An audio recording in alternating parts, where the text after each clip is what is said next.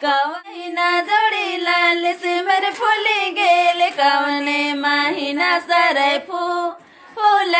रे कवने महीना सरे फूल ई फागुन महीना जोड़ी लाल सिमर फूली गेल चैते महीना सरे फूल रे चैते महीना सरे फूल ई फागुन महीना जोड़ी लाल सिमर फूली गेल चैते महीना सरे फूल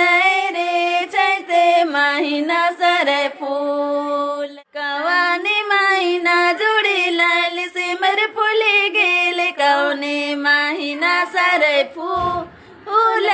रे कौने महीना सरे फूल ई फागुन महीना जोड़ी लाल सिमर फूली गेल चैते महीना सरे फूल रे चैते महीना सरे फूल ई फागुन महीना जोड़ी लाल सिमर फूली गेल चैते महीना सरे फूल रे चैते महीना सरे फूल इन्ने लखा डंडी राचा और नीमा के कस लगिया नीम कमेंट नु जरूर टूटना गही चिउट नन के जम्मोरीन जय धरा।